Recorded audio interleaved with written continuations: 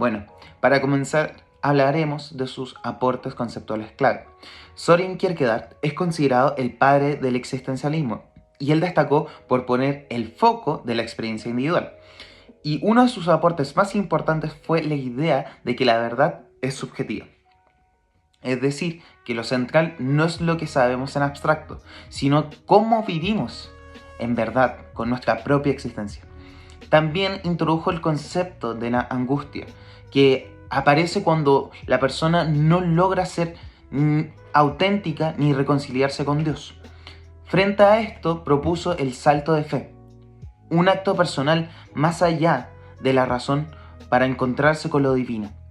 Finalmente describió 3 etapas de vida: la estética, que está enfocada en el placer; la ética, que está centrada en la responsabilidad; y también la religiosa, que esta representa la entrega total a Dios. Las obras de Soren Kierkegaard han proporcionado un marco filosófico que ha sido enriquecedor en la psicología humanista. Su enfoque en la experiencia individual permite a los terapeutas como a los profesionales de la salud mental a comprender la singularidad de cada persona, un tema fundamental dentro del proceso terapéutico.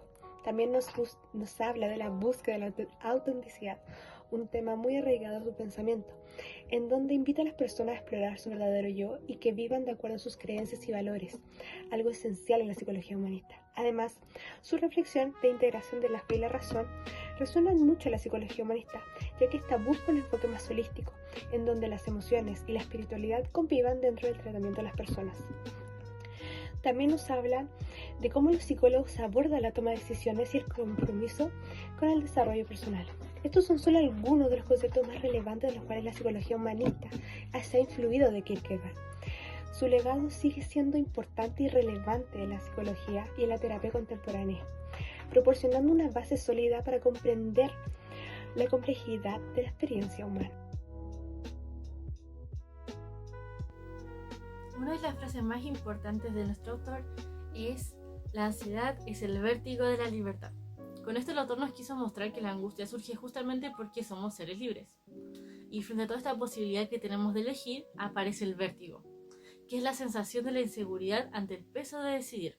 Así, la angustia no es solamente un sufrimiento, también es una señal de nuestra capacidad para ser responsables y auténticos, lo cual refleja el pensamiento de nuestro autor.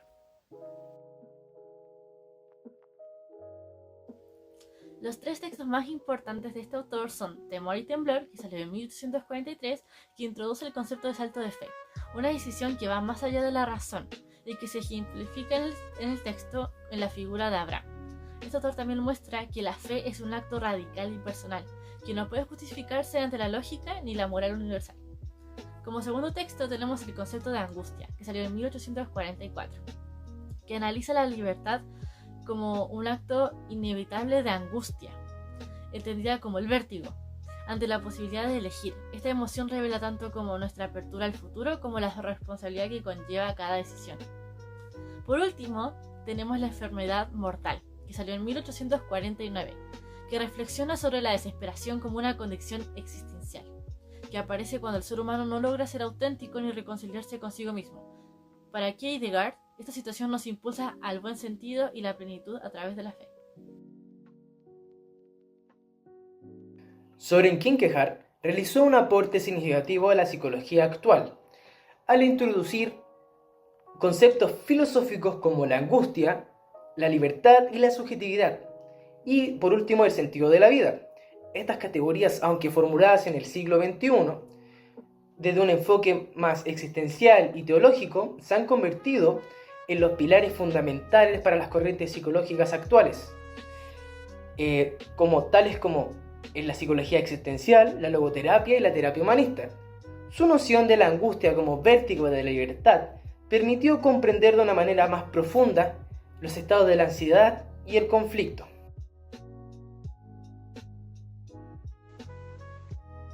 Hoy con mis compañeros hablaremos sobre Søren A.V. Kierkegaard, un importante filósofo considerado el padre del existencialismo. Kierkegaard nació en Copenhague, en Dinamarca, en 1813, y también allí murió en 1855. En cuanto a su formación, Primero estudió en Osterborder School y luego en la Escuela de Virtud Cívica, donde destacó especialmente en latín y historia. Más tarde ingresó a la Universidad de Copenhague para estudiar teología, aunque allí se inclinó más hacia la filosofía y la literatura. Durante ese periodo escribió su disertación titulada sobre el concepto de ironía en constante referencia a Sócrates. Ese trabajo fue reconocido como notable y muy bien pensado, aunque se mencionó que era un poco literario para ser considerado puramente filosofía. Finalmente Kierkegaard se graduó el 20 de octubre de 1841 con el título de Magistri Artium, que hoy corresponde a un doctorado en investigación. Además de ser filósofo, también fue teólogo, poeta, escritor, novelista y ensayista literario. Y lo más importante de todo, su pensamiento dio origen a la corriente filosófica del existencialismo, que influenció profundamente a la filosofía y la psicología moderna. Kierkegaard fue un pensador brillante, cuya vida y obras marcaron un antes y un después en la historia del pensamiento occidental. Y bueno, en la presentación se puede ver un boceto creado por su primo, así que tenemos también una imagen de él. De la relación entre Kierkegaard y el grito de Edvard Munch. El primer punto clave es la angustia como centro. Kierkegaard explica que la angustia no es miedo a algo concreto, sino que el vértigo de la libertad y de las infinitas posibilidades. El grito, como podemos ver, la figura no parece temer a algo externo, sino que refleja una angustia interna existencial, nacida de su propia condición de ser. Esto es muy relevante, ya que para el arte de la época los pintores salían al mundo a representar de una manera muy científica, como de afuera hacia adentro. En cambio, esta obra representa todo lo contrario, es de dentro hacia afuera. El punto es el yo frente al vacío. Para Kierkegaard, la desesperación surge cuando el individuo no logra reconciliarse consigo mismo ni con Dios.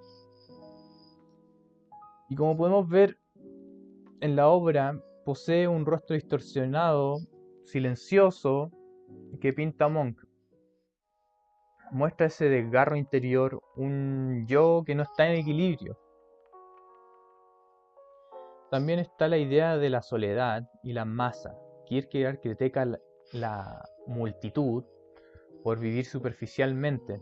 El individuo auténtico, en cambio, se enfrenta solo a su angustia. En el cuadro lo vemos claramente. La figura principal está aislada, en crisis, mientras al fondo hay otros dos personajes que siguen indiferentes. Es una metáfora visual en esa soledad existencial. Finalmente está la expresión del abismo. Kierkegaard habla del salto de fe como la única salida de la angustia, pero Munch no da esa salida.